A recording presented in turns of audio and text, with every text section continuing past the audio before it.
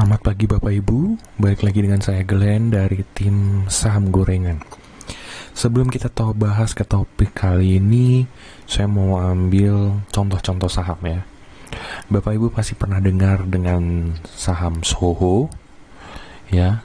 Saat dibuka di tanggal 8 September 2020, Soho sempat naik hingga ke harga close-nya di 13.600. Yang artinya Soho ini naik dari 2.270 harga pembukaannya hingga ke 13.600. 6 kali lebih ya. Dia naik sekitar 6%.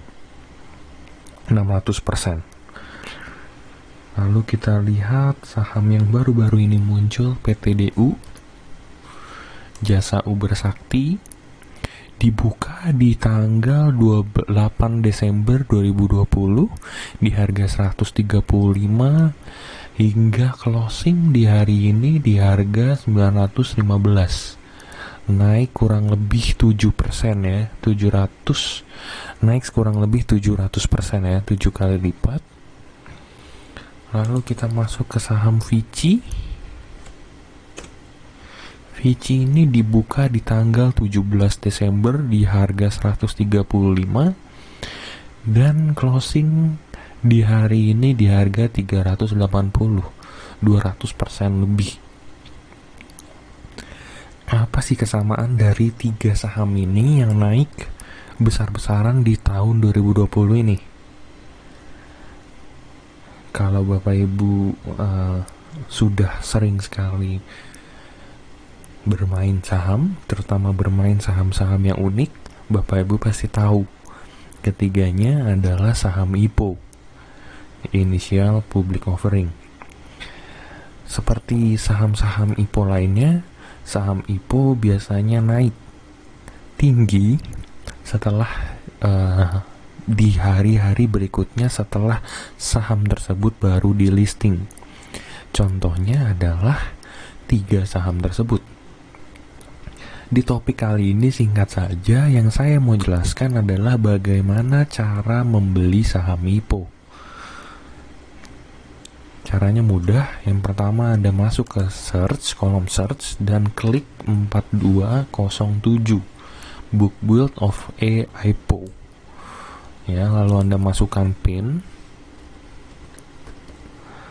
dan saat PIN Anda benar maka akan ada saham IPO yang masuk ke dead range ya, dead range, di mana Anda bisa melakukan penawaran jika Anda masih ada di range harga penawaran tersebut.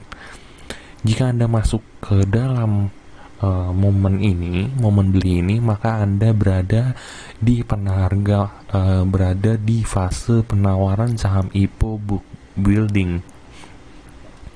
Di saham penawaran book building ini Anda bisa melakukan bid dari harga yang ditentukan. Misalkan PT Diagnos Laboratorium Utama ini dibid dari harga 190 sampai 210, dan PT Berkah Beton Sadaya di harga 100 sampai 130. Semakin tinggi Anda melakukan bid di harga atas, misalkan Anda untuk PT Diagnos ini Anda melakukan bid di harga 210, semakin besar kemungkinan Anda untuk naik. Tapi jangan salah, jika peminat saham ini ternyata sedikit, maka akan kemungkinan besar ada kemungkinan saham ini akan dibuka saat listing di harga batas bawah, yaitu 190 misalnya. Untuk melakukan pembelian, Anda cukup klik 2 kali di saham yang Anda ingin beli, lalu Anda masukkan harga belinya. Misalkan Anda mau beli di harga batas atas. Jika Anda pilih strike price, maka akan ada harga yang ditentukan oleh perusahaan nantinya. Ini bisa lebih rendah dari batas atas ataupun lebih tinggi dari batas bawah. Harganya tergantung dengan harga yang ditetapkan nantinya. Lalu Anda akan masukkan jumlah lot. Misalkan di sini adalah 1.500 lot. Maka Anda harus membayar sejumlah nominal tersebut. Ketika Anda klik agree kedua ini, Anda akan melakukan buy. Nominal ini tidak harus lebih kecil daripada RDI Anda, karena pembayarannya ini tidak akan langsung memotong dari RDI, melainkan nanti akan ada di email surat ketentuan untuk melakukan transaksi dari saham IPO tersebut, dan Anda akan harus mengisi form-form tertentu untuk dapat melakukan pembelian.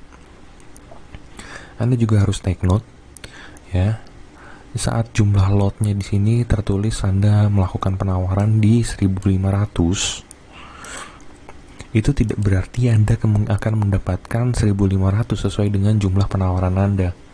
Berdasarkan pengalaman saya, biasanya Anda akan hanya mendapatkan jumlah yang sedikit, tergantung dari yang dapat dialokasikan oleh perusahaan ataupun oleh underwriter, yaitu pihak Mirai Sekuritas di saat ini, saat saya menggunakan aplikasi ini. Sebelum saya akhiri video, saya mau kasih lihat beberapa saham IPO ya. Misalkan kita lihat PMMP yang ternyata setelah di listing harganya justru turun ya. Di listing di open di harga 370, saat di setelah penawaran harganya justru turun ke harga saat ini, yaitu di 314. Contoh lain adalah saham Atap.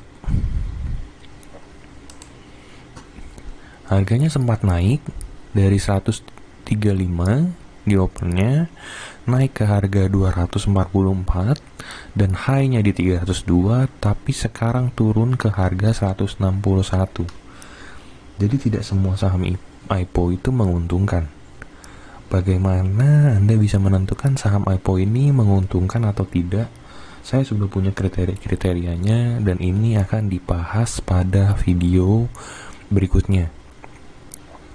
Jika menyukai video ini dan Anda menantikan video berikutnya mengenai kriteria-kriteria saham IPO yang menarik, silahkan tulis di bawah ya, di komen atau like dan subscribe video ini. Terima kasih.